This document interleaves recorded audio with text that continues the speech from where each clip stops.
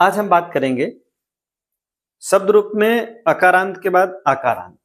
तो आकारांत याद कैसे करेंगे, आइए सीधे हम उसको देखते हैं। देखिए यहाँ पर एक वचन की जो सभी विभक्तियां हैं, लेकिन वहां पर क्या है, ये आकारांत की बात हो रही है, वो भी स्त्रीलिंग की बात हो रही है। तो आकारांत बताए थे, शब्द रूप जो है वो तीनों लिंगों में चलते हैं, स्त्रीलिंग, पुल्लिंग, नपुंसक लिंग, और हर आकारांत, आकारांत, इकारांत सब में चलते हैं। तो आज हम सीधे बात कर रहे हैं इनके रूप को कैसे हम उसको याद करेंगे एक ही लाइन में, उसको देखा जाए। तो यह लाइन है आ, आम, अया, आयई, आया आया आया, आया आया आया, आयाम। यही है। देखिए अब यह रूप जो बनता है रमा, रमाम, रमया, फिर बनेगा रमायई, रमायई, रमाया, आया आया, आयाम। तो ये हो जाएगा आयाह, रमायाह, रमायाह, रमायाम। तो क्या ध्यान देना है आपको, फिर यहाँ पर केवल दो जगह हलंत है, एक यहाँ पर हलंत है, एक यहाँ पर हलंत है। तो इसको कैसे देखेंगे, तो आप रूप बनेगा कैसे इसको देखा जाए। बहुत आसान है। क्या करेंगे, जिसका भी रूप बनाना है, याद रहे कि जितने भी आकारांत हैं, जैसे कक्षा हो गई, रमा, माया, गीता, सीता, कोई भी ऐसा स्त्रीलिंग शब्द जिसका अंत क्या हो, आ से हो, उनका सबका रूप इसी स्ट्रक्चर पर चलेगा। उनके लिए आपको रटना क्या है, देखिए तीन शब्द क्यों रटने हैं। कौन कौन, आ, आम, अया, आयई, आ, आम, अया, आयई, आ, आम, अया, आयई, आ, आम, अया, आयई। फिर उसके बाद बुला दीजिए आयाह, आयाह, आयाम, आयाह, आयाह, आयाम, आयाह, आयाह, आयाम। तो देखिए कैसे उस रूप को करने के लिए करेंगे क्या हम। तो जब भी हमको शब्द रूप में याद करना है आकारांत, तो उसके लिए एक ही लाइन रटनी है। क्या क्या, देखिए विभक्तियों को पता है कि 1, 2, 3, 4, 5, 6, 7, ये बिल्कुल हिंदी के क्रम में मैं चल रहा हूं।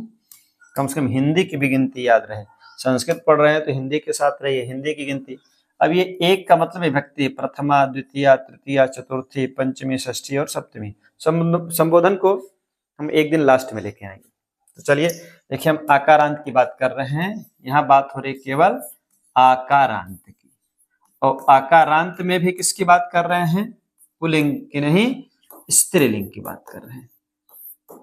मतलब जिसके अंत में आ की मात्रा हो, स्त्रीलिंग हो, जैसे कक्षा, माया, सीता, गीता, रमा, बालिका, सब आकारांत है, स्त्रीलिंग है। उन सातों विभक्तियों को रटने का केवल एक क्रम है। उस क्रम को देखा जाए कैसे। आपको रखना क्या है, आ, आम, आम को बुलाना है आ, आम। उसके बाद अया, आयई, आ, आम, आया, आयई। इसके बाद दो बार बोलना है आया, आया, आया। उसके बाद देखिए क्या कहना है, आयाह, आयाह, आयाम। इसी पर सातों विभक्तियां समाप्त हो गई।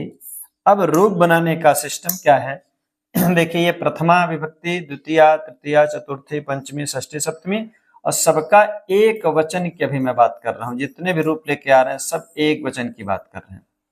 जिसका भी रूप बनाना है आपको इसको रटिए और उसको बना दीजिए, क्योंकि एक क्रम पे सब बनेगा। कैसे बनेगा, अब देखिए, मान लीजिए हमको रूप बनाना है किसका, इसको बोलने का तरीका है। फिर देखिए, आ, आम, आया, आयई, आयाह, आयाह, आयाम। तीन खंड में बोलना है। आ, आम, अया, आयई, आयाह, आयाह, आयाम। आ, आम, अया, आयई, आयाह, आयाह, आयाम। आ, आम, अया आयै, आयाह आयाह आयाम। ये 3 खंड में या 2 खंड में आपको या रटना है इसको। इसके बाद जितने भी रूप रहेंगे सब बन जाएंगे।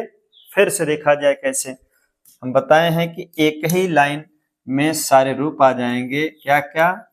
आ आम, आ आम, उसके बाद अया आयई, फिर उसके बाद एक साथ 3 लोग आयाह आयाह आयाम। ये 7 विभक्तियां हो गई। अब हमको जिसका भी रूप बनाना है इनके पहले बिठाना है। मतलब जैसे हमको मान लीजिए कक्षा का रूप बनाना है, तो जिसका भी रूप बनाना है उसकी मात्रा हटा दीजिए। जैसे कक्षा है, अब इसका रूप बनाना है, हमको रमा का बनाना है, गीता का बनाना है, सीता का बनाना है। जिसका भी बनाना है उसका अंत वाली मात्रा हटा के इसके साथ जोड़ना शुरू करिए, रूप बनना प्रारंभ। जैसे हमको मान लीजिए कक्षा का बनाना है, तो देखिए कक्षा में मात्रा कौन सी है? आ की। अब वही मात्रा क्या करनी है? हटा दीजिए और इसके साथ जोड़ना शुरू कर दीजिए, बनना शुरू हो जाएगा। हम लिख देंगे, सब में कक्ष लिख दे रहे हैं, कक्ष। अब जो मात्रा इसके साथ सामने है जोड़ते चले जाइए, रूप बनना प्रारंभ। कैसे? देखिए पहला, देखिए इसमें आ की मात्रा लगेगी, हो जाएगा कक्षा।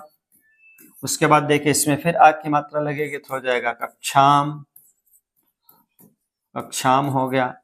इसमें आ की मात्रा लगेगी, देखिए सीधे सीधे इसमें कोई मात्रा नहीं है, केवल अ मिलेगा तो कक्ष हो जाएगा कक्षया।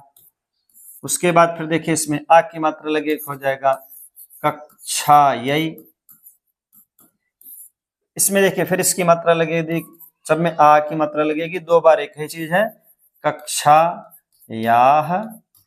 फिर वही चीज आएगी कक्षायाह और अंत में आएगा कक्षायाम।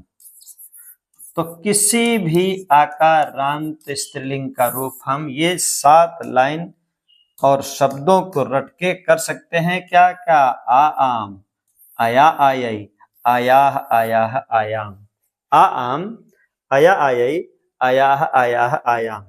एक बार और देखा जाए कैसे रूप रटेंगे। 2-3 बार इसको रट लीजिए। यह काम कहाँ करेगा? वाच्य परिवर्तन में, अनुवाद में जो रूप पूछा जाएगा उसमें। एक साधे शब्द सद है, एक ही लाइन में सब काम आ जाएगा। फिर से देखिए क्या क्या, आ आम, बुलाइए उसको, आम को बुलाना है, आ आम। फिर उसके बाद अया आयई, आ आम। फिर उसके बाद अया आयई, और 3 बार अया आया आया बोलना है। एकदम पूरा एक वचन का रूप समाप्त हो जाएगा। आयाह आयाह आयाम। ये 7 विभक्ति हो गए किसके? अकारांत स्त्रीलिंग के 7 विभक्ति एक वचन का रूप।